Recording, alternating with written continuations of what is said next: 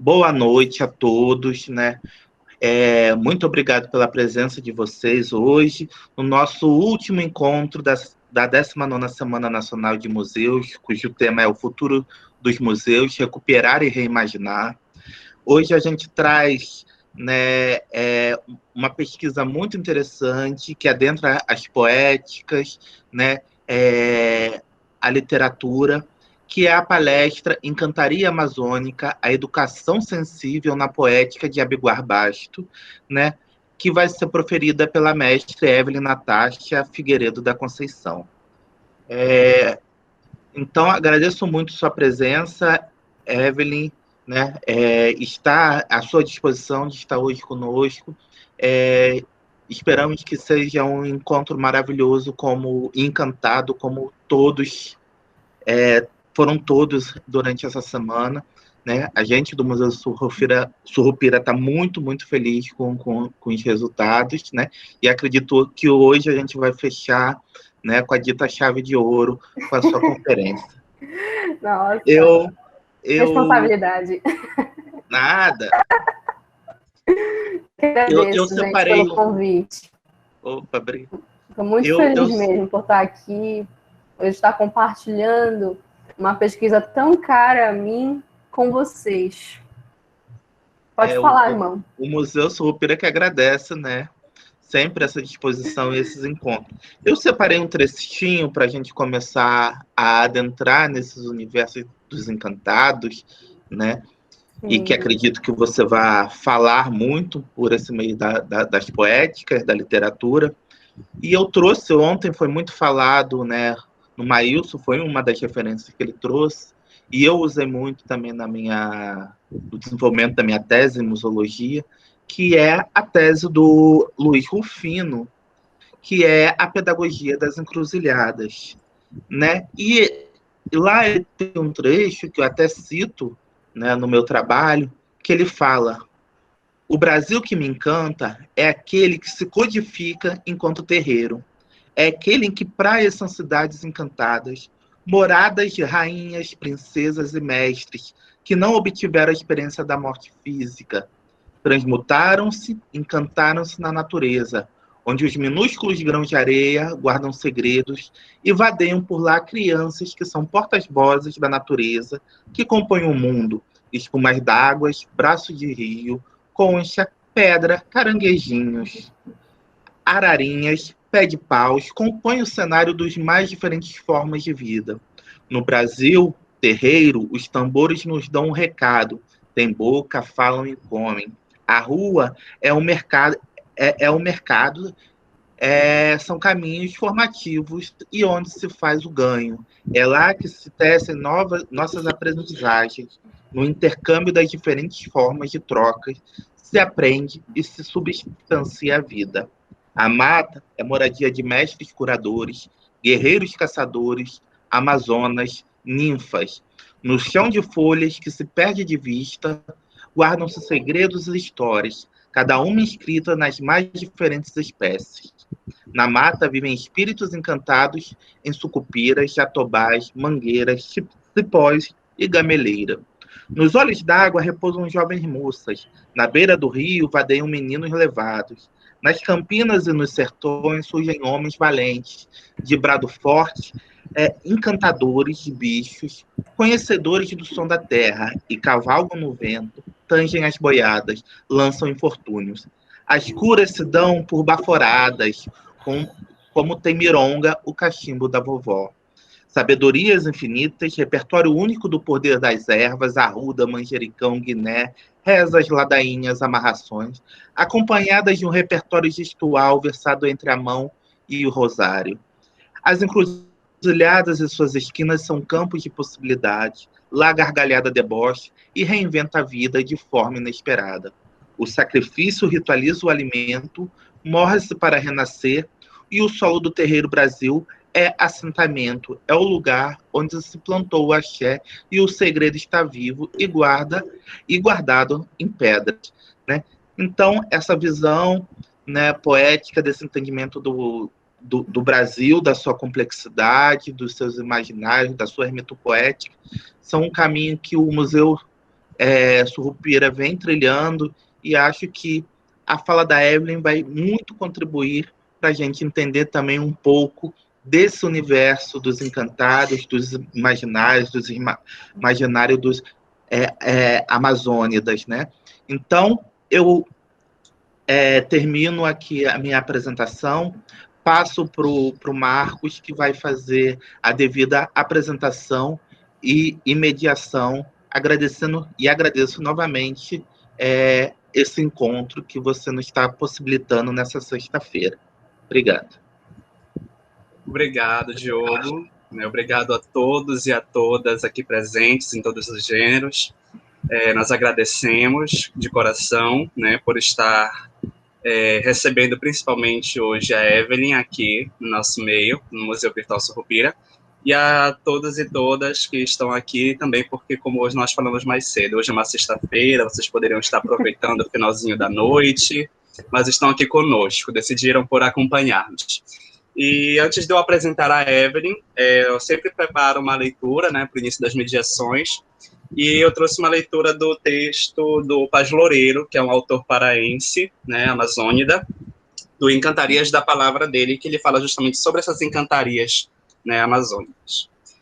Ele diz assim: as encantarias, como lugares dos encantados nos rios da Amazônia, de certo modo, representam a liberação de uma função não utilitária do rio, valorizando a relação deste com o imaginário, em detrimento das funções práticas que constituem a natureza imediata ou material do rio.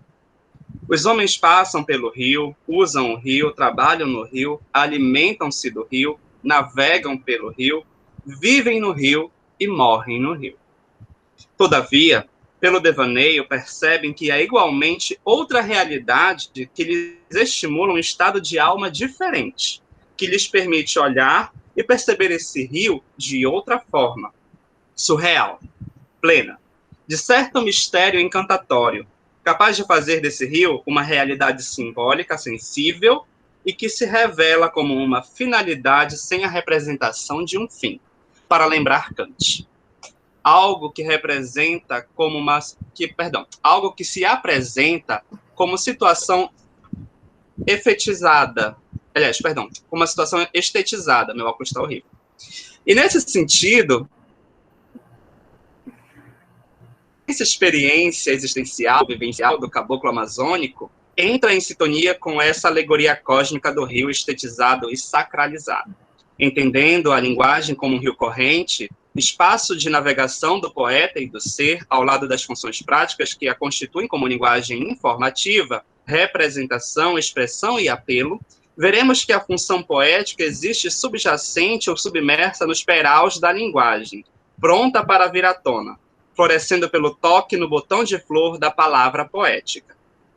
A partir de então, das fundas encantarias da linguagem, a função poética, no processo que denomino de conversão semiótica, assume a dominância da língua, tornando-se o ponto vélico da expressão. O ponto vélico, lembrando Bachelard, é a convergência dos ângulos do vento e da vela, impulsionando o barco no seu rumo. É a dominante da navegação no rio utilitário, enquanto que a função poética é o ponto vélico na viagem pelos rios dos encantados, o vago rio das velas do devaneio. O afloramento da função poética das abissais encantarias da linguagem ocorre no processo de re-hierarquização dos signos com a inversão da dominante, que passa a ser exercida por essa função. A função prática dá lugar à função poética. De certa maneira, é um movimento de conversão semiótica da linguagem padrão em linguagem poética. A encantaria é um rio prodigioso, submerso em um rio utilitário e pronto a emergir sob o toque do devaneio do caboclo ribeirinho. Pelo devaneio, espécie de esfumato que poetiza a natureza, como esfumato na teoria e na pintura de Leonardo da Vinci, o caboclo amazônico subverte a realidade do rio, desautomatizando a visão, fugindo à redundância, provocando uma contemplação rica de informações e transgressões. De igual modo, é pela ação transgressora e informacional que o poeta retira a linguagem do uso automatizado ou redundante para uma nova dimensão que é a poética. Pela evidenciação da encantaria do rio, passa-se a ver o rio não só como um rio de uso, mas transformado em uma realidade mágica, a realidade de um mistério gozoso. É o que, de certa forma, se pode observar na língua. A desautomatização semântica passa a relacioná-la com a significação, a sintaxe, a ordem das palavras, a fonopeia, a melopeia, a logopeia, que estavam em repouso nas encantarias da linguagem padrão. Passam para o primeiro plano da expressão da língua padrão outros componentes dessa encantaria poética. Nela submersos como entonação, ritmo, fonética, a plasticidade, as metáforas, as assonâncias e as consonâncias. Assim, como a violação da norma do rio é indispensável para que ele se constitua numa encantaria de si mesmo, também é imprescindível a violação da linguagem padrão para que a poesia nela brote, como uma forma de encantaria, transformando-a em um poema. Estou certo de que se nós, os poetas, cada vez mais compreendemos que a dimensão transgressiva e transfiguradora é essencial à poesia, como sacerdotes do Deus do Vinho no poema de Hölderlin, haveremos de continuar nas errâncias da terra em terra, de tempo em tempo, pela noite do sagrado, pela noite mais do que sagrada de uma página em branco. É com essas palavras de João Jesus de Paz Loureiro que eu chamo a minha irmã Evelyn Natasha Figueiredo da Conceição, mestra do programa de pós-graduação do mestrado em Educação da Universidade do Estado do Pará, da linha de Saberes Culturais e Educação na Amazônia. Também membro do CUMA, nosso núcleo de pesquisa de culturas e memórias amazônicas. Ela é licenciada em letras com habilitação em língua portuguesa e também atuante como professora na SEDUC, na Secretaria de Educação do Estado do Pará, como professora de língua portuguesa, né? Filha da Matinta Bel Fares, né? Orientanda da Bel. Te chamo, Evelyn, para trazer a tua poética, né? Para trazer a tua voz nesse momento, com a tua palestra linda e maravilhosa sobre a encantaria amazônica e educação sensível na poética de Abiguar Bastos. Minha irmã, a noite é sua, o espaço é seu. Muito obrigado. Eu que agradeço muito ao convite, agradeço muito, né, a todos, todas que estão presentes aqui, né, nesse momento, e trazendo à tona, né, essa perspectiva da encantaria, essa perspectiva da poética amazônica, das letras amazônicas de forma geral, né? A minha pesquisa, ela vai muito ao encontro desse imaginário, dessa potência existente nesse imaginário. E é a partir dessa perspectiva que eu começo hoje, né, a minha apresentação, da seguinte forma. Estou presente. Sou Caruana Somanlu, que mora no fundo mais bonito do rio Japurá. Desde que o Japurá nasceu, Caruana é espírito que vive no fundo das águas e protege os caboclos, seus afilhados. Por isso sou Caruana, e aos meus afilhados apareço nas luas cheias, e a eles conto minhas aventuras, como aqui vão contadas. Somanlu quer dizer astro que arde, e quando apareço entre os meus afilhados, sou todo brilhante. Por isto sou Somanlu. Apesar de morar no rio Japurá, conheço todos os rios e vivo, às vezes, muito tempo a passear no fundo de outras águas. Mesmo porque a estas viagens me acostumei desde criança, desde o tempo em que conheci o jacaré Tangalumango e sua estrela.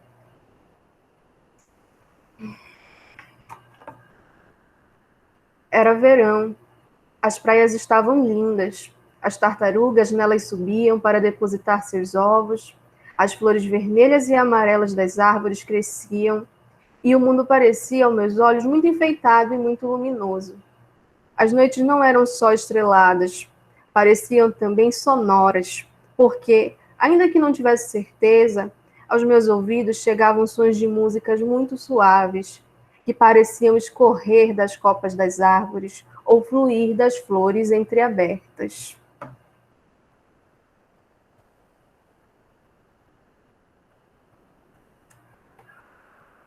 Tudo é céu. Nosso mundo gira no céu. nós mesmos estamos no céu. Caro Sacaíbo, tanto pode morar entre as nuvens como numa montanha, como no fundo de um rio. Tudo é céu, repetiu meu padrinho. Então, gente, boa noite. Eu me chamo Evelyn Natasha. Hoje estarei com vocês aqui falando, trazendo um recorte da minha pesquisa de mestrado, como bem falou o Marcos, mestrado em Educação na UEPA, na linha aí, né, de saberes culturais e educação na Amazônia, então, e orientada pela querida professora Bel Fares.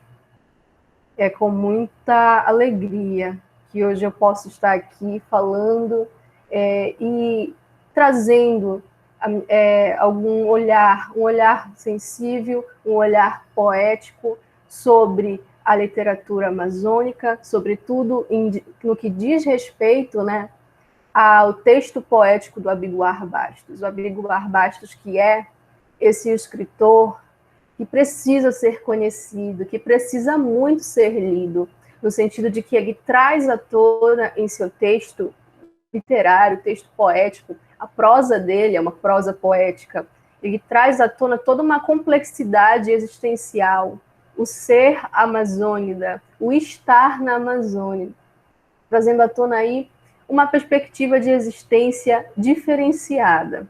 Então, o título da minha pesquisa é Encantaria Amazônica, da minha apresentação, no caso. Encantaria Amazônica e Educação Sensível na Poética de Abiguar Bastos. Pode passar, Marcos.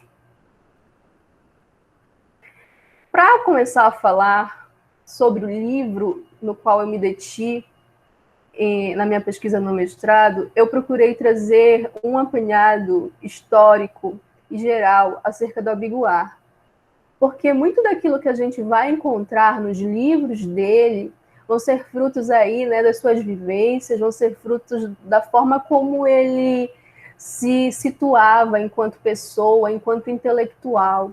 O Abiguar, ele foi concebido enquanto intelectual público, porque ao mesmo tempo em que ele estava naquela efervescência do movimento de renovação das letras amazônicas, ele também estava bastante atento ao que estava acontecendo com o povo, com a camada popular. Isso tudo se deve muito às funções, aos cargos públicos que ele foi exercendo ao longo da sua vida, né? Para citar alguns, ele foi bancário, secretário de prefeitura, da prefeitura de Coari, tabelião de cartório. Então ele tem aí, né? Além disso, foi também deputado federal por São Paulo e posteriormente pelo Pará. Então, além de ser um jornalista, um escritor, um dramaturgo, foi também diplomata e exerceu também todas essas funções, as quais eu listei aqui para vocês. Então, ele tinha essa veia de resistência, de luta, né, por uma sociedade igualitária, de luta por uma sociedade mais justa. Então, ele vai trazer à tona, né, e aqui eu trago algumas fotos de momentos importantes da carreira política dele. Essa carreira política que vai ecoar bastante nos escritos dele, né? A gente tem escritos dele, a gente vai ter narrativas poéticas dele, nas quais ele vai estar bastante presente, na verdade, essa aura política, essa contestação a uma determinada realidade. Então, ele vai trazer à tona aí, né, aqui algumas fotos dele no exercício da sua vida política, com o JK, entre outros políticos nos quais ele tinha, assim, contato muito forte nessa sua trajetória. Pode passar, irmão. Aqui eu trouxe alguns títulos de livros dele, e é muito interessante olhar por esse viés do quanto ele tinha conhecimento, do quanto ele era engajado, ele passeava por diversas áreas do conhecimento. Então, ao mesmo tempo em que o Abiguar Bastos ele vai falar sobre literatura, ele vai escrever também muitos textos literários, ele vai trazer à tona uma série de estudos que estão bastante presentes aí o campo sociológico, o campo histórico e até mesmo questões religiosas. Aqui eu tenho os cultos mágicos religiosos no Brasil, é onde ele vai fazer, né, ele vai trazer todo um detalhamento de cultos de religiões de matriz indígena e africanas, que foram aqui, né, desenvolvidos no Brasil. Então, o Abiguar Bastos, além de um poeta, além de um grande escritor, ele foi também um grande estudioso de muitas áreas do conhecimento. E isso tudo está bastante presente, está bastante marcado nos seus romances. A gente consegue enxergar, e aqui eu trouxe alguns títulos, né? Terra de Encamiaba, Certo Caminhos do Mundo, Safra, aqui a Pantofagia e as Práticas Alimentares na Selva, A Conquista Acreana, e, por último, Os Cultos Mágicos Religiosos no Brasil. São títulos, os 3 primeiros são escritas narrativas, poéticas, e esses títulos, já neles a gente consegue visualizar uma grande gama de conhecimento, de mundo, de informações que perpassam aí, né, um olhar existencial, um olhar sobre diversas questões sociais, políticas, entre outras. Então, a poética do Abiguar Bastos ela vai ser muito importante. Ela vai ter um fôlego muito grande nesse sentido. E ele vai estar sempre falando sobre uma literatura do Norte, vai sempre trazendo à tona a potência de uma escrita que se situa no Norte. Ele falava que a gente precisava olhar para a nossa realidade com nossas próprias lentes. A gente não precisava muito ficar copiando aquilo que vinha de fora. Então, ele acreditava nesse sentido que o Norte, enquanto matéria poética, todas as vivências, sobretudo na Amazônia, traziam à tona toda uma perspectiva de existência diferenciada e eram importantes no sentido de construção de uma matéria poética própria. Então, nós temos todas essas questões sendo discutidas com um desdobramento muito pontual e interessante em seus textos, principalmente nos seus textos poéticos. Pode passar. Aqui eu chego no livro no qual eu tive a honra, né? Eu sempre falo isso, que foi um encontro muito importante na minha trajetória acadêmica de estar tendo contato com o livro do Abiguar e ser esse o livro que me leva aí a vários desdobramentos, que me leva a realizar reflexões, a interpretar certas situações que me possibilitam aí, né, um estudo, uma dissertação de mestrado que vai falar, sobretudo, sobre o que eu encontro enquanto educação, enquanto uma educação sensível nesse livro. E desde já, aqui eu gostaria de pontuar que quando falamos em educação, quando falo em educação sensível, eu me refiro a uma educação que não está restrita a um ambiente escolar. É uma educação que acontece em um espaço não escolar, é uma educação que acontece na floresta, que acontece norteada aí de experiências significativas para os sujeitos que estão ali inseridos, que tem, sobretudo, o seu maior fundamento na vivência, na interação, nas descobertas que a vivência dentro da floresta, e aqui a história vai se dar muito em função disso, vão acarretar. Então, o livro no qual eu lanço, né, ao estudo é o Somanlu, O Viajante da Estrela, publicado aí pelo Abiguar em 1953. Okay? Ele vai trazer à tona a história do Somanlu, que é justamente esse garotinho que está na capa. Essa figura do centro é a capa do livro. E nesse livro ele vai contar como o Somanlu ele vai se descobrir enquanto ser oriundo aí das águas, né? O texto de abertura da minha fala é justamente o texto que inicia o livro, o trecho aí, né, que vai dar início à narrativa, que é justamente o Somanlu se apresentando, falando que ele é filho das águas, falando aí, né, da sua conexão com o universo da água, com o universo da floresta. E o livro, a narrativa, ela se inicia justamente com o Somanlu saindo das águas e quase que imediatamente entrando em contato com esse jacaré que também está na capa, né? Que logo mais tarde ele vai descobrir que é padrinho dele e tem essa estrela em sua testa. Essa estrela é uma estrela mágica, é uma estrela encantada.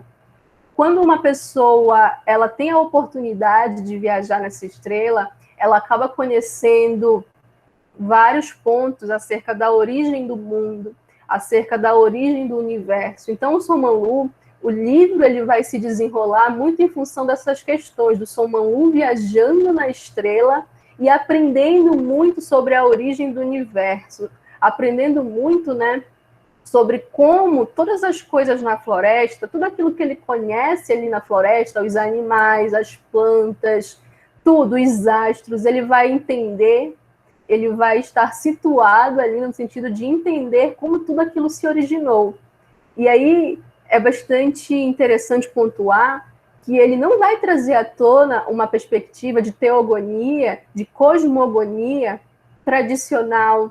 Ele vai trazer à tona uma perspectiva de cosmogonia completamente diferente daquilo que a gente está acostumado a estudar enquanto questão científica.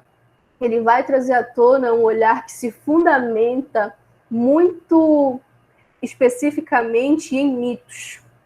Todas as explicações que o Somanlu ele vai ouvir sobre tudo aquilo que surge no universo é a partir de um mito. Não só um mito, é a partir de um mito que está impregnado aí de poesia, e por isso é chamado, né, o próprio Paz Loureiro vem falar isso, falando da questão das mitopoéticas. Então, a narrativa toda vai ser construída a partir de mitopoéticas sobre a origem de tudo aquilo que está na floresta. E o Somanlu sempre indagando, sempre questionando, sempre querendo saber de que forma determinada situação, determinado elemento da natureza se originou. Aqui eu trago algumas figuras e o livro ele é muito completo nesse sentido. Ele sempre apresenta ilustrações muitíssimo ricas a respeito de vários acontecimentos na narrativa, né? Ele vai trazendo muito essa questão de não trazer só a narrativa, mas trazer também um complemento enquanto imagem, a imagem ajudando ali, né? A imagem saltando aos nossos olhos, nos impregnando aí, né? Com essa perspectiva poética também. Ele traz todo um cuidado de somar a imagem à literatura, ao texto escrito. Isso é muito importante de se visualizar, porque quando eu estudo o livro, quando eu estudo, né, a história do Somanlu, eu não posso deixar de olhar com cuidado, olhar com carinho para essas imagens, porque elas são muito representativas daquilo que é narrado dentro do livro, certo? Então, pode passar. Aqui eu trago à tona, e é muito importante, porque ele começa a contar a história de todas as coisas que se originam no mundo a partir da história desse pássaro, que é chamado de Acaeci. Eu gostaria, inclusive, de ler um trecho no qual ele fala da aparição desse pássaro, para que vocês consigam entender aí como ele se desenvolve e o porquê ela tem tanta importância dentro da narrativa. Ele diz o seguinte: a mesma voz que eu jurava ser a do jacaré Tangulomango me dizia que aquilo era o ovo de onde nasciam todas as coisas que tinham movimento. Vi a enorme luz que a voz me dizia cercar o Sacaibo, dirigir-se para o ovo, e nele bater com um feixe de raios. O ovo quebrou-se. Aquilo que devia ser a gema escorregou pelos espaços claros, mas vazios, até que se iluminou. Girou lentamente, cresceu e estatelou-se num segundo. Em seguida, girou com mais violência. Eu, de boca aberta, olhava. Depois gritei: é o sol. A clara do ovo estava dançando no ar. Depois esgarçando-se, ondulando, correndo. As nuvens estavam nascendo do primeiro ovo de Acaeci. Eu não girava os olhos do luminoso manto que se movia, incansável, com seus feixes de raios. Quando a luz se aproximou da casca de ovo, comecei a ouvir música. De onde vinha a música? Tamanha, pois devia ser ela, tocou na casca do ovo, e este se partiu em pedacinhos. Dos seus fragmentos, as estrelas borbulharam. Todas as estrelas que eu estava cansado de admirar depois que saíra do lago. O céu se povoava, não havia dúvida.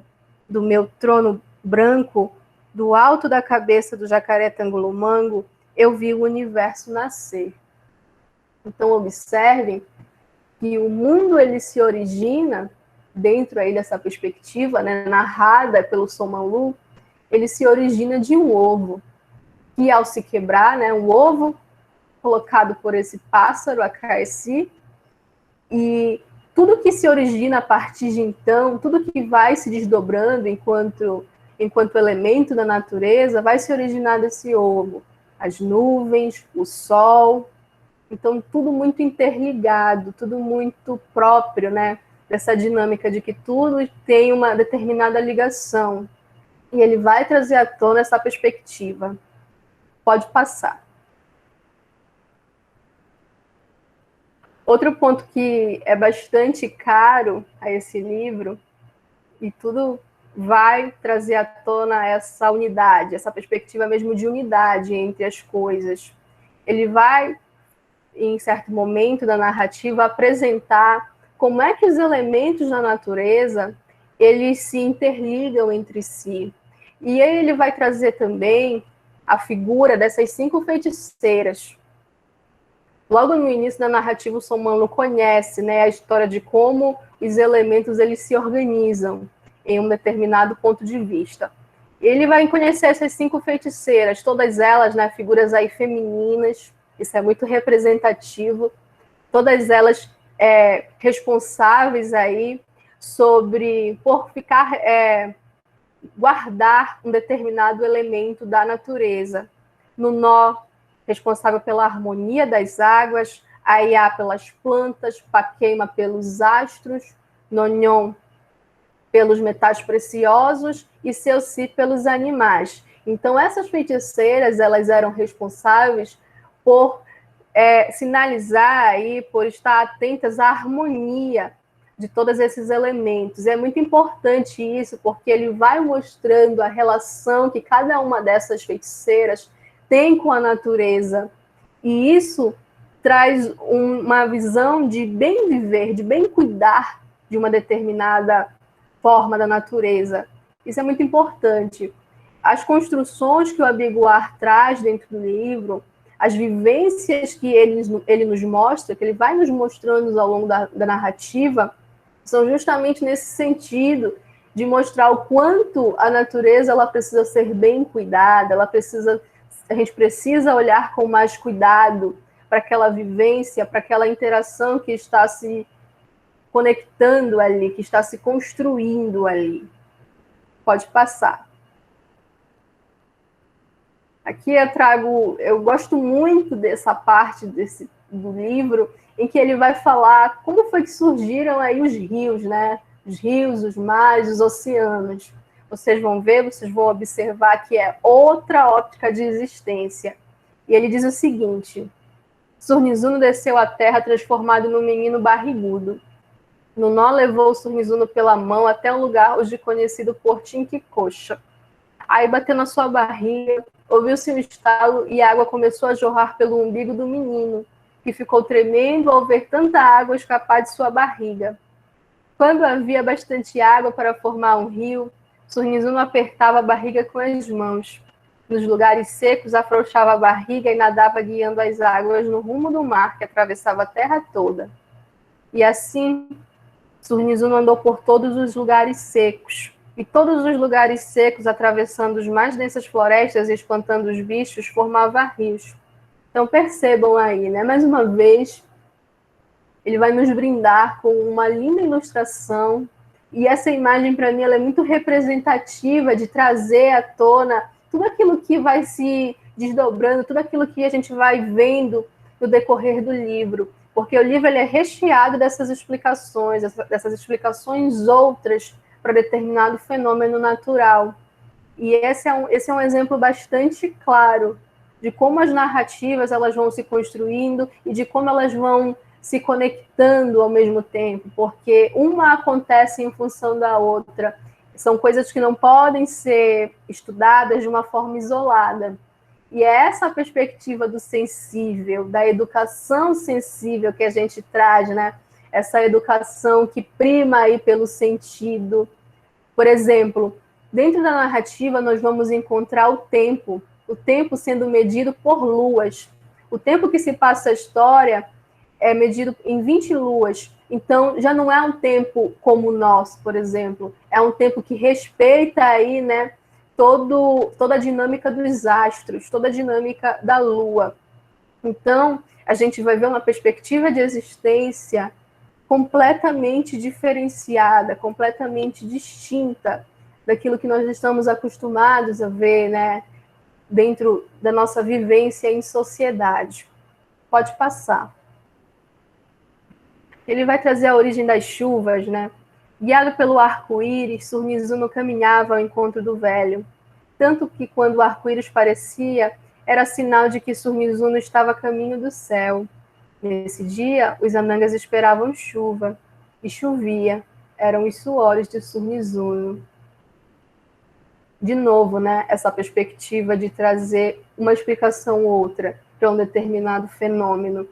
E isso vai acontecer muito, né, no decorrer do livro.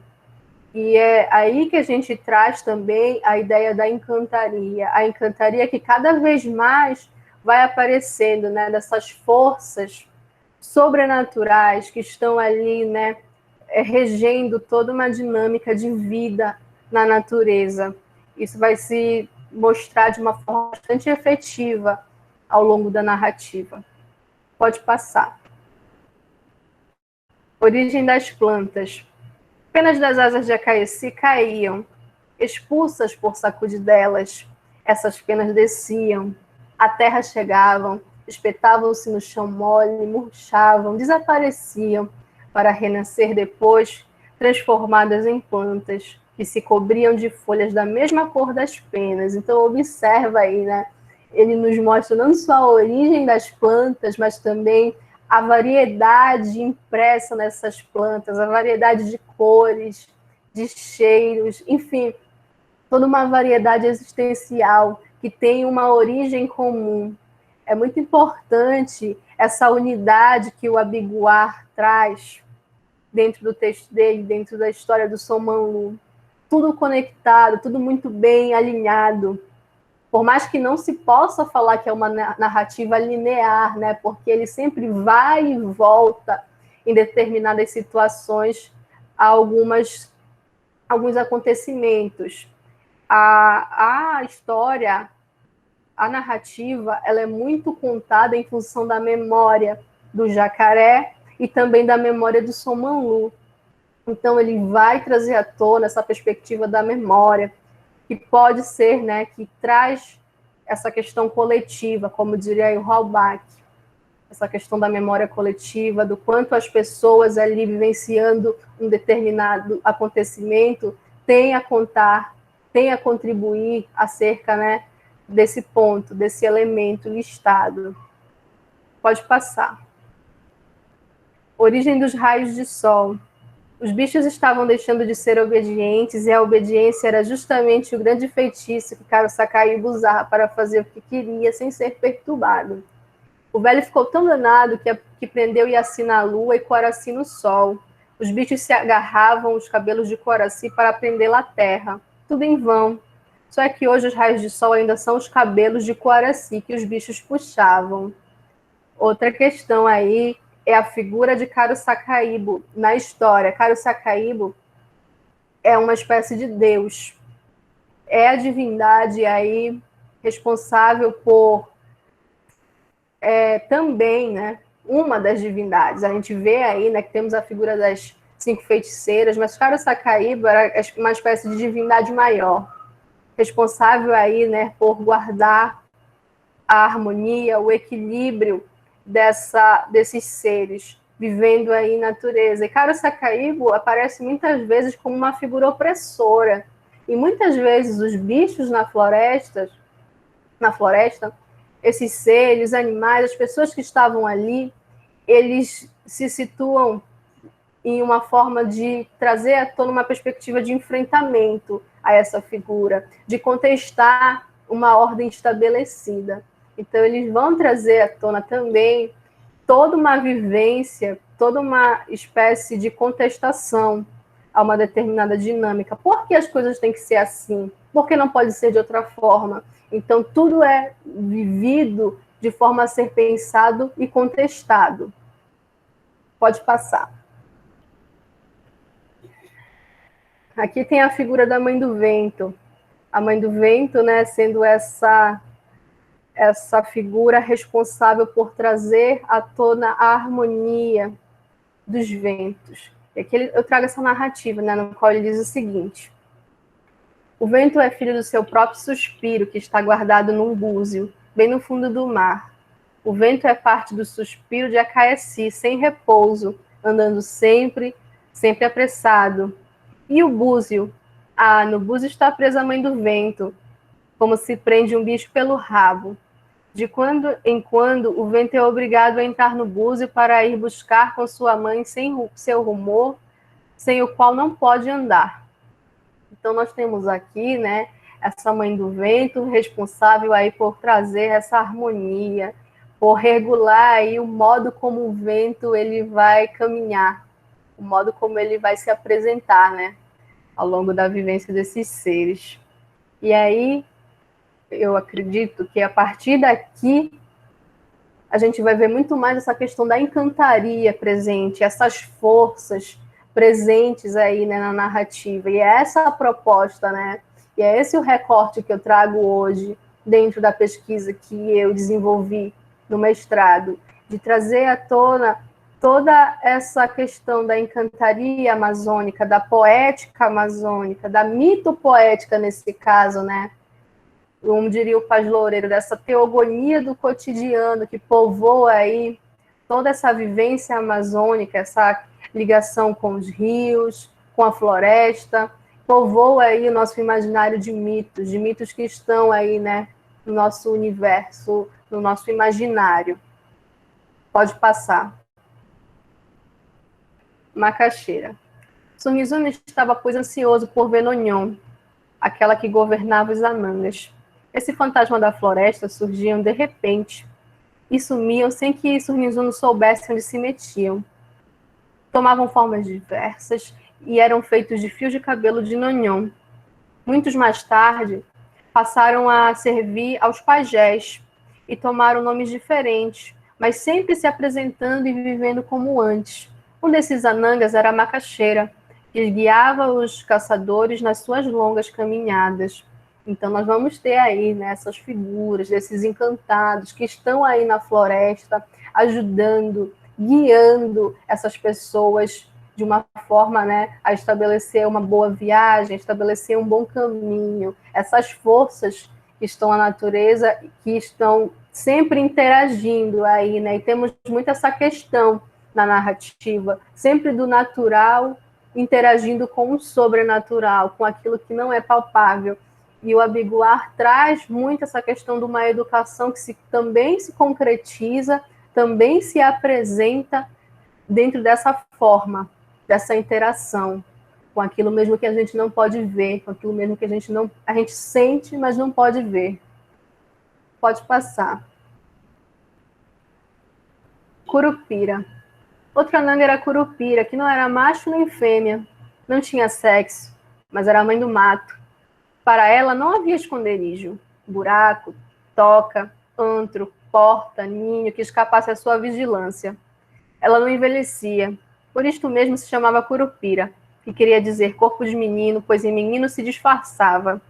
Tinha o calcanhar para frente, uma cara de tapuia e também usava um barrete vermelho. Quando Surnizuno aparecia guiando um rio, ouvia bater no tronco de Samaúma, era Curupira, avisando as companheiras.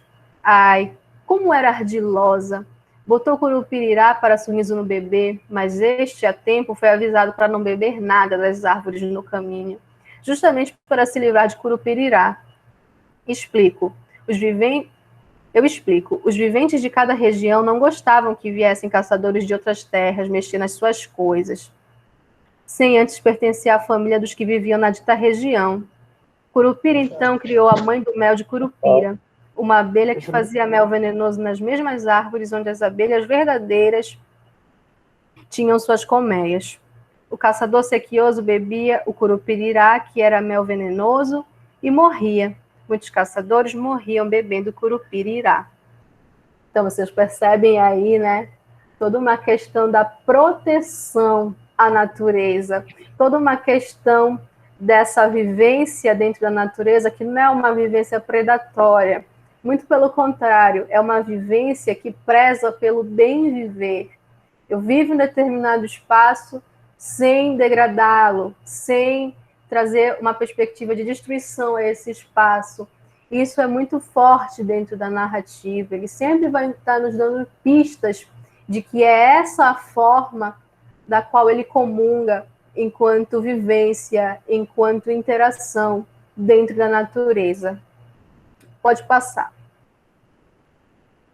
E nós temos o Boto, né? Mas Sapucanalaru continuava amigo de todas as vítimas dos encantamentos. Foi conversar com o morcego sem dentes e voltou com poderes de transformar, durante uma noite, em caboclos usuários que eram botos, com pernas feito homens. Esses caboclos, que possuíam estranha beleza, saíam dos rios e iam passar a noite com suas esposas, mas antes de o sol nascer sumiam para que elas não vissem que eram botos. Aí nós vemos aí nessa referência, e ele vai trazer muitas referências a essas narrativas que estão no nosso imaginário, no imaginário amazônico. Nós temos o Curupira, nós temos o Boto, nós temos a Matinta Pereira. Então nós vamos ter aí uma série de histórias que vão ser recontadas pelo Abiguar na narrativa, na história em que o Somanlu acaba nos contando, porque ele é o grande narrador aí da história, né? É importante dizer isso. O Somanlu vai nos narrar a forma que ele conhece a origem de todas as coisas que existem no mundo. E quando ele ouve essa história, quando ele traz à tona as memórias dele sobre como ele ouviu essa história, ele vai nos apresentar aí outras formas de contar, né, uma mesma história, que no caso que eu trouxe aqui para vocês é o Boto. Pode passar. Boiúna. Ela já tinha passado, mas as águas saltavam do leito e corriam, desnorteadas, por detrás das matas, por cima das praias. E só desceram das matas e das praias quando Boiúna já iam bem longe. Desceram depressa, como se fossem furiosamente chupadas. Ainda cheguei a tempo de ver o rio ir secando, tanto que apareciam degraus e peraus. Um botucuxi me disse que Boiúna estava com sede. Estava bebendo água e por isso o rio estava fino. Até que parecia fio querendo amarrar o lago. Depois as águas deixaram de ser chupadas, passaram a correr devagar. Botucuxi então me avisou que Boiúna já tinha matado a sede. Passei a saber igualmente que quando o rio enchia, era Boiúna passando, e quando o rio vazava, era Boiúna bebendo. Botucuxi me informou também que Boiúna não podia descansar em parte alguma, e sempre vivia com sede, chupando ora um, ora outro rio, porque este era o seu fado. Então observem, né, que além dele contar, dele recontar para a gente a história da Boiúna, da cobra grande, ele vai nos dar uma explicação da cheia e seca dos rios. Os rios secam porque ora Boiúna os chupa. Os rios eles começam a encher porque ela para, né, de fazer esse movimento. Então, mais uma vez, ele trazendo, né, essa perspectiva de uma explicação ou outra para um determinado fenômeno natural. Pode passar. Grande devia ser a esperança, a chama da esperança que ardia em sua estrela. Somanlu nos ajuda a compreender as nuances de um Indokar que está para além do aspecto formal. Sua viagem na estrela funciona como uma ponte para reflexões profundas sobre o existir humano e suas implicações. A educação sensível atenta justamente para essa faceta relacionada à sensibilidade plena no humano, pois preza pela potência do corpo e faz vibrar as cordas sensíveis do ser. Logo é possível enxergar com sutileza o amor como grande ferramenta de manutenção da redicidade entre Somanlu e os seres da floresta. A grande proposta de suas vidas é o amor, pela Mãe Terra, pelas águas, pelo céu, pelas flores, por todos os irmãos, filhos das mesmas origens, pela unidade que compõe o universo. O amor traz um efeito balsâmico capaz de harmonizar a alma. Então, meus queridos, eu acredito que essa grande sacada do livro, essa é a grande reflexão que fica quando a gente termina de ler a história narrada pelo Somanlu. E é o amor, entrelaçando tudo dentro do contexto da narrativa. O amor, né, e o conecta com o seu povo, que o conecta com os animais da natureza. Então ele traz também essa questão da sensibilidade que perpassa aí, né, o educar, o existir humano. A gente aprende por causa que a gente encontra em determinadas coisas significados que passam pelo nosso coração e por isso nós somos capazes de aprender, né? Como já diria o Eduardo Galeano, ele sempre falava isso, na verdade, que a gente só lembra daquilo que passa pelo nosso coração. Então, essa é a grande ideia do livro, né? O livro é carregado de metáforas, carregado de reflexões muito importantes, principalmente no contexto que a gente vive, num contexto tão difícil, né? Se a gente for parar para pensar, passando aí por uma pandemia, num governo que, enfim, a gente não precisa nem comentar. Então, a literatura nesse sentido, a poética amazônica nesse sentido, traz aí, né, à tona essa questão da resistência, da amorosidade, tudo aquilo que a gente precisa para seguir em frente. E são com essas palavras que eu finalizo a minha fala e agradecendo desde já, né, aqui eu trago algumas referências, agradecendo desde já a presença de todos que aqui estão presentes. Muito obrigada. Linda sua apresentação, como sempre, exemplar, excelente. Obrigada. Né? Agora a gente abre, né, esse espaço para comentários, para perguntas. Quem quiser fazer, né, uma pergunta, um comentário, como eu falei, pode abrir a sua câmera, ligar seu microfone, e é isso. A gente agradece também. Parabéns, uma pesquisa muito bonita, né? E eu até comentei ali no chat e outras pessoas também. As ilustrações são incríveis, né? Sim, é uma ilustração sim. bem característica de uma época, né? Mas eu percebi que tem duas ilustrações que parecem ser de edições diferentes, né? E aí eu queria saber se existem essas edições diferentes, com ilustrações diferentes, e quem foi o ilustrador, se tem alguma referência nessas publicações. Sim. Eu fiquei, né? Tem mais perguntas. Tá. Pode terminar, então. Eu fiquei encantado com essa relação com o feminino, né? Dele, e essa relação, a infância e o feminino, né? Uhum. E essa explicação, essas relações, essa interpretação desses encantados por essa via do feminino, né? Então, queria que você pudesse falar um pouco mais dessa percepção do feminino, né? E adorei o macaxeira e o curupira, né? Que eu acho que são surupiras, né? Existe essa ligação deles com os anangas, né? Então, acho que eles estão aí dentro do mesmo bloco de encantados, né? Então, e as ilustrações até dei print na tela. Depois, se puder, me compartilhe a apresentação, que eu gostaria de ter essas imagens, né? Se não for problema para você. Não, né? Que isso. Boa noite para quem chegou depois. Boa noite de novo, Evelyn. Se eu puder, porque eu gostaria já pegar o bonde da pergunta do Diogo, já que ele falou das ilustrações. Antes, deixa eu só falar assim, é uma delícia te ouvir narrar. Né? É delicioso te ouvir narrar, o jeito como você conduz a leitura, assim, você faz a água, né? Então a sua palavra vira água, é uma delícia, né? O que me chamou a atenção, principalmente quando você usa as edições da série Brasilianas, né? E aí, né, como você está usando esse material? Porque esse livro do Abiguar, ele está na série Brasilianas, né? E aí eu acompanhei durante um certo tempo, né, por causa do livro do Érico Veríssimo, As Aventuras de Tibiriquara, que tem o mesmo modelo da jornada, né? E é também uma figura que, na verdade, se transforma, né, porque ele começa como um índio que explora um pouco a mitologia literária das três raças, né? Então ele vai se transformando, né? E o projeto visual, que é anos 30, anos 40, anos 50, dependendo da coleção, né, eu queria já que essa coleção ela era voltada para a educação, né?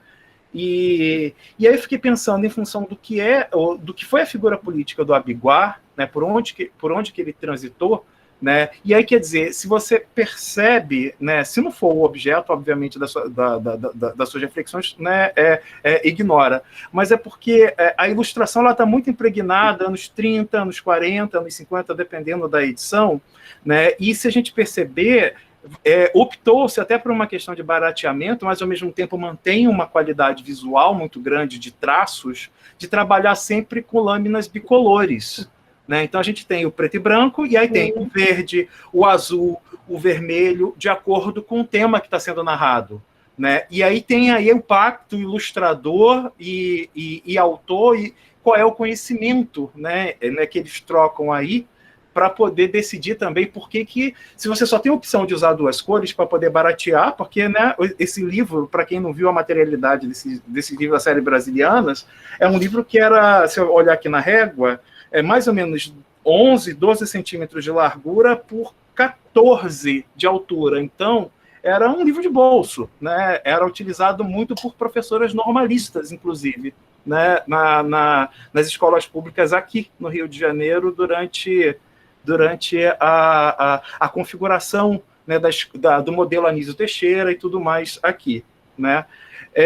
Então, como tem essa coisa material, né, porque aí também a ilustração está falando junto com o texto, né, ela está participando, né, ela perspectiva de alguma forma, o que ela quer dizer, e aí como o Diogo falou da questão da edição, né, e você usou predominantemente da Brasilianas mesmo, então quer dizer, que Brasilianas é essa? É 30, 40, é 50? Como é que você percebe em função da própria figura da Abiguar, né, mais próximo de Juscelino, né, como é que isso você percebe ligando ali, né, com o fato dele ter conseguido publicar dentro da coleção, porque também publicar nessa coleção era um filtro político, né?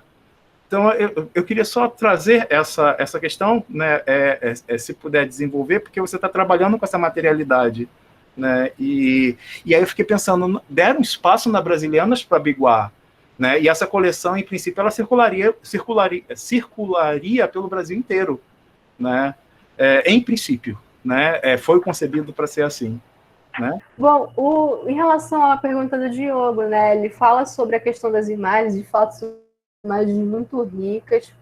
O ilustrador lembrar, né, que ele tem apenas essa ilustração. Tanto é que quando eu começo a ler o livro, de fato, do Abiguar, quem me passa o livro, quem me cede o livro São Manluxo, eu estava na graduação. Então, o primeiro contato que eu tenho com esse livro, ele é um contato assim, não é um contato tanto material. Eu li um PDF do livro, tanto é, né, ele foi publicado em 1953, e o ilustrador dele chama-se Solon Botelho. Eu não tenho muitas informações, eu não consegui chegar em muitas fontes a respeito desse ilustrador. Não tem muitas referências aí que o citam. Mas ele fez, de fato, um trabalho riquíssimo em relação às ilustrações do Somanlu. Em relação a essa questão do feminino, né? Diogo, é uma questão que atravessa a narrativa inteira. Atravessa a narrativa inteira, porque ele sempre vai trazer figuras femininas. É claro que em um momento ou outro ele traz figuras masculinas, figuras importantes aí ao longo da narrativa, mas a narrativa, de uma forma geral, ela é muito construída em função aí das figuras femininas, do protagonismo, na verdade, dessas figuras femininas, e isso é muito importante, né? falar dessa representatividade que acaba aparecendo no livro, certo? Então, eu não sei se eu te respondi, Diogo, a tua pergunta. Não sei se eu consegui responder. Ok? Em relação à pergunta do professor Alexander, ele é publicado, né, o livro, na década de 50. Como eu falei, eu tive acesso a essa edição. Inclusive, aqui está marcando, né, a marcação da edição, a editora Conquista. Eu não sei muito a relação, a referência que tem com a que você havia mencionado. A coleção brasiliana, ela vai variando de edição, né? Porque aí uma hora é editora pública, outra hora é particular. Entendi. Mas ele tem aí, né? Ele traz à tona. A edição é muito bonita, por sinal. Por mais que tenha essa questão do barateamento, mas ela é uma edição que você vê aí um trabalho estético muito forte. E as cores, como você bem observou, pontuadas aí, né? As cores muito bem marcadas dentro das imagens que vão aparecendo. Esse contraste aí, né, entre as cores é muito interessante de ver. Quem sabe, né, um estudo semiótico, a gente pode ter uma análise mais profunda sobre essa relação da imagem, sobre como essa imagem ela é composta. Não sei também se eu respondi a sua pergunta, professor.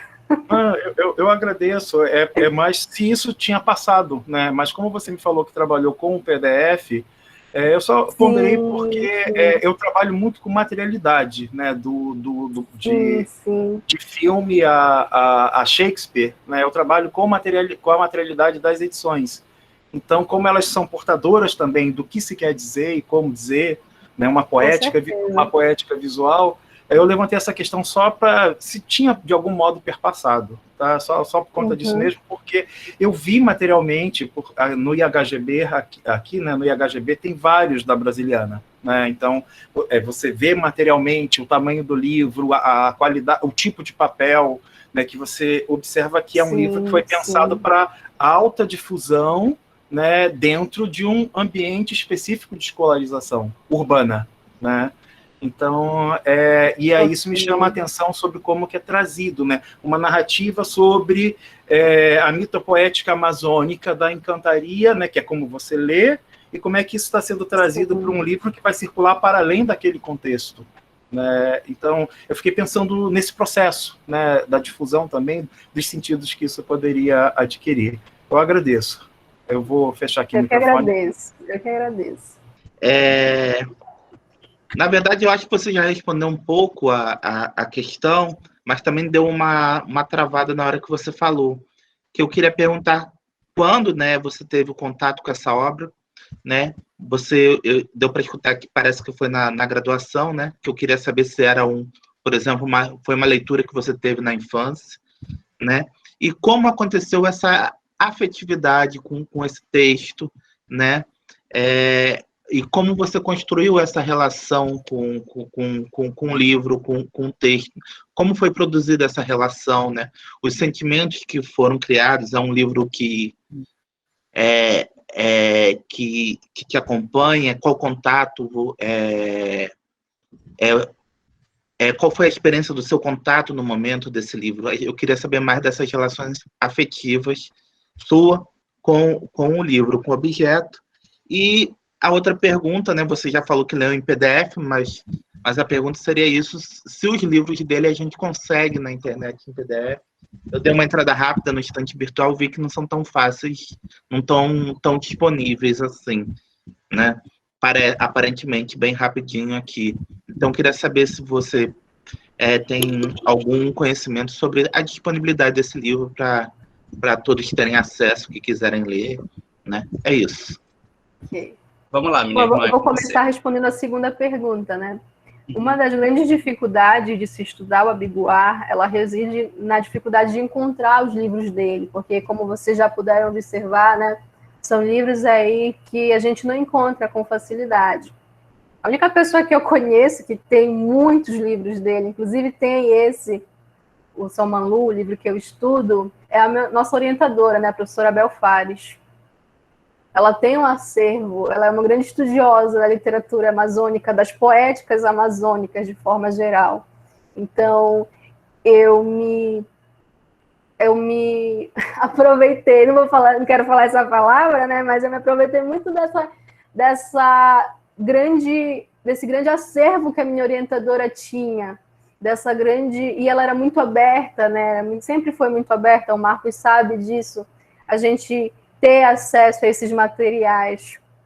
Então, para estudar o Abiguar Bastos, eu utilizei muitos livros que a nossa orientadora ela acabava nos indicando, nos apresentando e trazendo, né, à tona toda uma perspectiva mais ampla. Porque para estudar o Abiguar, eu senti essa necessidade de ler os outros livros dele, porque a gente vai ver um contínuo entre uma narrativa e outra, a gente vai ver coisas em comuns entre uma narrativa e outra. Então, o estudo do livro do Abiguar, ele se dá muito em função do modo como a minha orientadora me ajudou muito nesse processo, e eu sou muito grata a ela por isso, muito grata mesmo. Em relação, já pegando um gancho, né, a primeira pergunta que você fez, em relação a essa questão do meu encontro com o livro, também devo muito a ela. A professora Bel, ela foi minha orientadora, não, ela foi minha professora na graduação também, a gente já se conhecia. Ela me apresenta, né, o livro do Abiguar. Ela fala, lê, se você gostar, a gente vai estudar esse livro. Então, ela foi muito generosa comigo nesse sentido, né, de me apresentar o Somanlu, de me apresentar, e foi muito assim, veio muito ao encontro eu comecei a ler esse livro e comecei a me apaixonar pelo que eu estava lendo, pelo que eu estava vendo, pelo que eu estava sentindo ali, lendo essa narrativa, que é um livro realmente encantador. Então, o meu encontro com o livro foi também muito em função da minha querida orientadora. Ela está até aqui, agradeço muitíssimo a presença dela, inclusive. É isso, gente. Não sei se eu respondi a tua pergunta, Diogo. Respondeu sim, né? Grande Bel, né? Construindo trajetórias aí acadêmicas, né? Sim, sim. Para complementar aqui, eu também gostaria de fazer uma pergunta para a Evelyn. A gente percebe que no texto do Abiguar, né, ele utiliza muito das nossas mitopoéticas, dos nossos lendários amazônicos.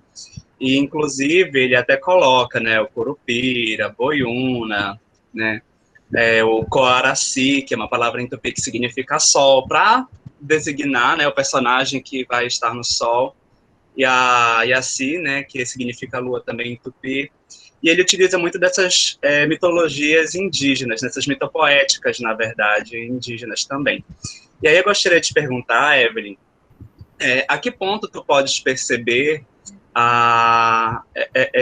esse esfumato, né, que o Paz Loureiro traz na literatura dele, no trabalho dele, essa película que envolve esses mitos, se há um distanciamento disso para as outras obras do autor, ou se ele utiliza somente dessa linguagem poética, mitopoética, nessa obra dele, né? Ou seja, se ele navega com esse mesmo olhar nas outras obras. Gostaria de perguntar isso.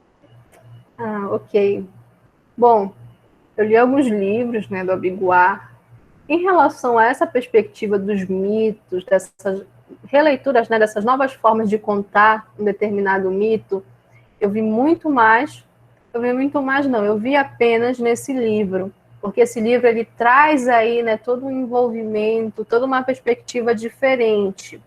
Essa questão dos mitos, mas, por outro lado, tem livros dele em que ele vai trazer o Safra, em outros livros ele vai trazer à tona a vivência amazônica, a vivência do estar na Amazônia, da percepção que os próprios habitantes carregam sobre a Amazônia, sobre o contexto em que eles estão ali se relacionando, tecendo ali suas vivências. Isso aí está em todo eu pude observar muito isso, sabe? Está em toda a sua escrita poética. Quando ele se desdobra aí, né? Quando ele traz à tona essas narrativas poéticas, ele vai fazer essa menção a esse sentimento, né? A esse estado existencial que a Amazônia, que toda essa vivência, essa imagem, né? O Paz Loureiro fala muito sobre isso, essa imagem aí, esse sentimento que estar na Amazônia faz a gente ter. Basicamente é isso. A Evelyn, aliás, a Rene que colocou aqui no chat. Oi, Evelyn, você precisa comentar um pouco mais, comentar um pouco mais sobre a educação sensível presente nos elementos que compõem a obra do Abigail Bastos. Adorei sua exposição. Parabéns, querida. Ah, obrigada. A gente já tem aqui sobre uma pergunta sobre como você percebeu a educação sensível na obra. Sim, sim. Quando eu me dispus a estudar, a olhar essa perspectiva da educação, lembrando, né, que eu estava no mestrado de educação, então eu precisava, né, trazer essa ponte, fazer essa ponte entre aquilo que eu estava estudando, a narrativa, o poético e a educação. Mas a educação que a gente, minha orientadora e eu, que a gente visualizava, que a gente enxergava, que o Kuma, inclusive, né, tem todo um estudo já, tem toda uma trajetória de estudos no campo, é uma educação sensível. Então, o que é essa educação sensível, né? Essa educação que ela não prioriza, ela não prima apenas o aspecto cognitivo do aprender. É uma educação que olha com muito cuidado, com muito carinho para o envolvimento entre as pessoas, para os sentidos das pessoas. Então, foi justamente essa ideia, procurar o que tinha no livro que fazia com que fosse considerado algo educativo, algo que trazia um aprendizado. Volto a falar, não era um aprendizado marcado por uma perspectiva linear. É um aprendizado que vai se construindo ao longo da vivência, ao longo das experiências entre os sujeitos. E aí eu faço essa divisão no meu trabalho, na minha dissertação, dos saberes. Eu faço uma espécie de cartografia desses saberes dentro da narrativa. Eu separo, né, no meu trabalho. E como ele traz muito bem esses elementos da natureza, eu fiz essa separação no meu trabalho. Saberes da água, saberes do fogo, saberes dos ventos e os saberes do ar. Porque são saberes aí que, hora ou outra, vão trazer à tona um desses elementos da natureza. Então, eu fiz essa separação ao longo do meu trabalho. E ele vai trazendo narrativas que vão, né, dando todo um fôlego para a sustentação dessa ideia. Então, é justamente dentro desse viés que eu estudo, que eu trouxe algumas reflexões ao longo da minha dissertação. Justamente isso. Professora Bel, se quiser, pode ficar à vontade também.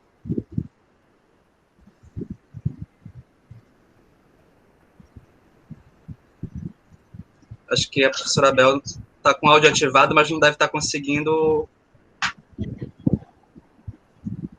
o contato, não escuto. Acho que sim, deve estar com problema de conexão com áudio.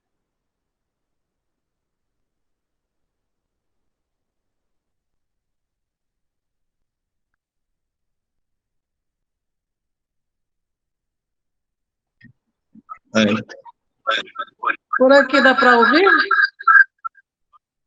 Então, deixa eu desligar do celular, do notebook, porque senão vai dar confusão. Mas está dando uma microfonia aqui, professora. Essa senhora fechei outro. Eu estou o tempo todo, gente, boa noite. Eu estou o tempo todo, ora no celular, que eu não suporto, que eu não enxergo as pessoas direito, ora no notebook, porque eu não estou em Belém, estou em Mosqueiro. E aí a conexão aqui é do celular. Eu estou tentando rotear, eu roteio, mas às vezes, por exemplo, eu vou aqui para fora, que fica melhor. às vezes não estava ouvindo a Evelyn no celular e eu fui para o notebook. Eu ouvi, agora eu voltei para o celular. Mas, bem, deixa eu dizer para vocês. Eu acho que as paixões da gente, elas precisam ser divididas, não é? Especialmente as paixões poéticas. Eu lia o Abiguar, do Safra. Ele tem um livro de poemas, ele tem umas plaquetes sobre modernismo e sobre questões políticas. Eu já gostava dele, especialmente do Safra. Mas o Somalu eu não conhecia. E acho que um dia eu consegui esse livro que eu era louca para ler. Quando eu encontrei o Somalu, eu enlouqueci. Eu digo, meu Deus, tudo que a gente discute, inclusive está em outros autores, a Eneida vai trabalhar com Nonhon, com Paqueima, com Surgismundo. Aí eu digo, está tudo aqui no Abiguar, precisamos estudá-lo. Primeiro momento foi um trabalho de graduação que eu orientei, na graduação em letras. A Evelyn sabe disso. Mas eu achei que, apesar do trabalho ser bom, que ainda era pouco para aquela obra. E quando a Evelyn chegou na entrevista, ela vinha, eu acho, com Eneida, não era, Evelyn? Foi exatamente. Sim, Eneida. Eu disse, vamos pensar nesse autor. Aí eu disse, é possível você mudar? Ela disse, não, estou aberta. Digo, então, tá. Né? Aí eu estou apaixonada pelo Somalu. Aí eu faço assim, né? Leia e veja se você gosta. Se você gosta, a gente pode pensar em trabalhar, que isso é uma obra quase que sem nenhuma pesquisa sobre ela. Só tinha essa da minha aluna de graduação, a Malena. E aí, inclusive, a Malena depois disse, professora, a senhora deu meu tema. Eu digo, primeiro, o tema não era seu. Segundo, tem tanta coisa dentro dele que tem 1000 pesquisas. Então, por exemplo, a Evelyn é uma pessoa super estudiosa. Eu acho que a primeira aluna que defende antes do prazo, lá no PPGED, é a Evelyn. Ela, para além de qualquer outra pessoa em relação, ela pega o trabalho e faz, e a gente discutiu algumas coisas assim do livro propriamente, mas a minha paixão, eu deixei que ela tivesse a dela. A paixão era o livro, e o livro ela também se tocou com ele, né? E aí eu acho que ficou um trabalho assim de um querer muito grande meu com ele e com a Evelyn, porque é muito bonito. Vocês acabaram de assistir a apresentação dela, né? Então vocês têm a dimensão do que é esse trabalho, do que é essa pesquisa. É muito além daquilo que eu pensava em resultado. Ela vai muito além, porque ela é uma pessoa extremamente estudiosa, e ao mesmo tempo que ela é estudiosa, ela também é uma pessoa organizada. Né? Então, a gente... Não é isso, Evelyn? Ela é extremamente organizada, ela também, ela diz, ela se programa, né? Muito bom. Muito bom, muito boa. Adorei tê-la como orientanda. Eu adorei. Quem não adora ser sua orientanda? É verdade, a gente não pode dizer o contrário. Sinto muita falta, inclusive. Ontem já chorei aqui nessa live. Todo mundo saiu de cara inchada. Aí, bom, em relação ao Abiguar, que na verdade estava... O Abiguar tem um neto, a Evelyn também sabe. A gente tem contato com ele. A gente tinha feito, agora a gente conseguiu, pela emenda parlamentar do Edmilson, ainda quando ele era deputado federal, verba para publicar alguns livros. Então, a gente fez a pesquisa da Eneida, que a gente publicou 2 obras, que é o Terra Verde, esqueci o outro, meu Deus. O Terra Verde, qual é o outro? Banho de Cheiro? Não, que banho de cheiro. O mais velho é o Cão da Madrugada. Cão da Madrugada. Cão da Madrugada, esses 2, que são livros assim seminais na obra dela também, pouco lido, porque não tem edição, assim como não tem edição do Abiguar. E um segundo momento, nós pensávamos em editar o Abiguar. Inclusive, ainda até conversei com o neto dele, ele disse assim, olha, a gente está pensando, ele disse assim, não, fiquem à vontade. Então, eu acho que se a gente conseguisse de alguma forma, até pensei em falar com os meninos que estão publicando o Dalcídio, vocês não tinham interesse de publicar a obra do Abiguar, porque ela é riquíssima e ela é muito ampla. Aqui na live está a Dinalva, que está estudando Safra, ela está lendo pelo viés político. Tu lê, quer dizer, o poético é político também, mas eu estou falando em político de outra dimensão. Então, como ela está trabalhando com a Denise, ela está lendo de uma outra forma. Não sei se ela quer falar. Eu sei que ela estava aqui na live até ainda agora. Então, a gente poderia também fazer um esforço de publicação dessa obra. Com certeza. A Abiguar merece. Olha, o Safra a gente ainda encontra em sebo, mas o Somalu ninguém encontra. Poucas pessoas que eu conheço têm. Não vê mesmo. Não vê. E é belíssima. As ilustrações vocês viram, que maravilha que é. Esse ilustrador é maravilhoso. O texto é maravilhoso, vai atrás dos mitos de origem a partir de uma outra leitura que ele faz, que é uma leitura que está nos escritores desse primeiro modernismo, né? Desse primeiro modernismo, porque o Abiguar está na origem da modernidade. Ele junto com Bruno, com Bruno e outros escritores, eles estão nessa origem, que eles são de 20. A Abiguar escreve o grande manifesto, que é o Flamina Sul, que eu não escutei direito, não sei se a Evelyn falou, mas com certeza ela falou. O Flamina Sul é um documento importantíssimo na questão do movimento modernista. No Pará, no Brasil e no Pará especialmente. Está junto com outros manifestos, né? Então, eu acho que a gente está precisando estudar. Na Federal tem alguns trabalhos sobre o Abiguar, mas sobre Somalu, eu acho que não tem ninguém, não tem nenhum, né? No mestrado ou doutorado, no programa de letras. Eu desconheço. E os que tem é muito sobre, eu acredito que mais sobre o Safra. Aquele livro de poesia também acho que não tem estudo. Aliás, ele tem uns poemas muito bonitos e muito fortes. Tem um do Cão também que é maravilhoso, mas eu não tô. Se eu tivesse em casa, eu ia até ler para vocês umas coisinhas a mais e me interferir aqui na fala da Evelyn e mostrar um outro Abiguar, que é um Abiguar também da poesia, não do poético, do mitopoético, como é o Somalu. Que é nossa paixão, né, Evelyn? Sim. Não tem. Se a gente é desse campo, não tem como a gente não se apaixonar, por esse personagem, por esses tantos personagens que ele vai trazendo, as mulheres que são muito fortes, mas ele vai trazendo o nascimento da Amazônia, os mitos de origem da Amazônia. É muito bom, é muito bom. Amo esse livro. E amei o trabalho, e amei ficar junto com a Evelyn. Eu que amei. Foi muito grata, professora, muito grata mesmo. E a minha belíssima orientação. E a minha biblioteca, ela sempre vai estar à disposição de vocês. Às vezes eu nego um livro ou outro, porque às vezes é autografado, e também às vezes já perdi muito livro por emprestar, mas agora, como eu já estou aposentada e eu só estou no mestrado, eu já posso visualizar onde estão os livros, porque eu emprestava para muita gente e depois eu esquecia quem era que estava com ele. Eu quero dar um beijo em vocês.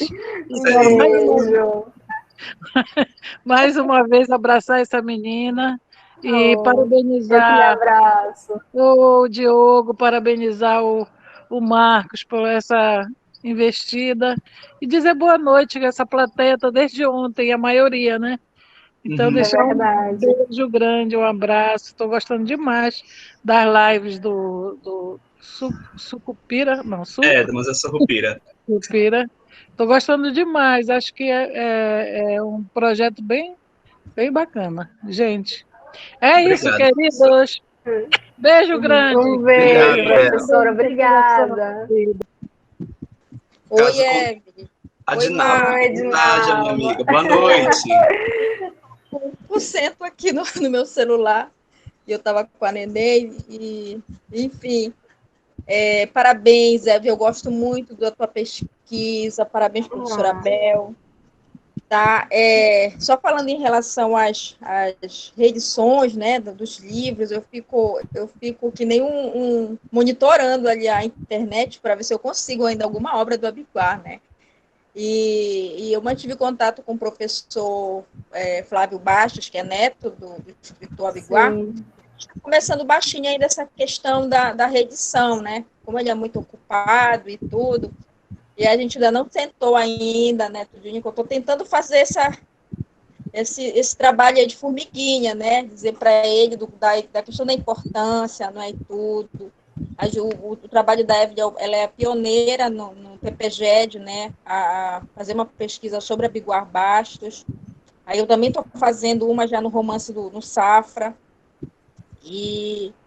E assim, a pesquisa da Evelyn assim, é muito, muito boa. Ela tem uma escrita assim, a gente não quer mais parar de ler, né? E aí dá mais vontade de... E aí depois a gente fica, cadê o Somanlu? Cadê o Somanlu para a gente ler, né? É um livro assim, do igual que ele tem um livro muito, muito, muito carinho, né? Quando ele escreveu o Somanlu, né? Apesar que o Safra é mais comentados, né? Mas a gente fica assim depois, cadê o Somanlu para a gente ler, né? A gente vê aqui, quando ele cria o Somanlu, né? Ele escreve, a gente vê, nossa, a gente tá... a gente se vê, né? Se espelha, né? Ele está falando da gente, né? Das nossas encantarias, né? Da nossa identidade. Exatamente. É isso, tá? Edinalva, obrigada pela presença, obrigada por tudo, viu? Pela partilha aí da Veres. A Edinalva é uma querida, que a gente está sempre conversando, sempre tocando aí, né? As nossas reflexões sobre o que a gente lê, sobre tudo aquilo que a gente sabe, que a gente escuta sobre o Abiguar. E te ouvir agora... te ter aqui é muito importante nesse sentido, né? Uma irmã que também está pesquisando o Abiguar. E parabéns também pela tua pesquisa. É muito importante e necessária. Como eu falei logo no início, o Abiguar, ele precisa ser conhecido. É verdade, minha irmã. Acredito que o Abiguar precisa ser mais difundido, ser mais conhecido mesmo. A minha fala agora, finalizando, né, muito mais no sentido de agradecer ao Marcos, ao Diogo, agradecer à professora Bel, agradecer, enfim, todos que estão aqui, né, nessa noite de hoje, falando sobre o Abiguar, falando sobre as poéticas amazônicas, me ajudando, né, me ajudando a ler também de outras formas o meu estudo. Então, muito obrigada mesmo pelo convite. E é isso. A gente que agradece, Evelyn, o teu aceite, né, o teu carinho, a tua sensibilidade. Agradecemos também, né, a presença de todas e todos, em todos os gêneros, principalmente também da nossa grande orientadora, a professora Bel, do coordenador do projeto, professor Diogo, né, o professor Alexander também que está aqui conosco, né, a Ronaldo, Maria, a Ginalva, a Daniele, Gerson, a Arielle, Renek, Daniele Pimentel, que ainda esteve conosco aqui. Então, aliás, a outra Dani, perdão. Lobato. A da Dani Lobato. Então, a gente agradece a todos vocês. Verdade. Nós agradecemos de coração a presença até o final dessa live, né? Como nós dissemos anteriormente. É uma sexta-feira, a gente podia estar tomando uma cerveja, comendo uns petiscos, mas estamos aqui assistindo essa live maravilhosa. Muito obrigado a todas, a todos. Beijo para vocês. Tchau, uma boa noite. Um beijo, pessoal. Um beijo. Um ótimo final de semana e um começo para a próxima, tá? Nós agradecemos a presença.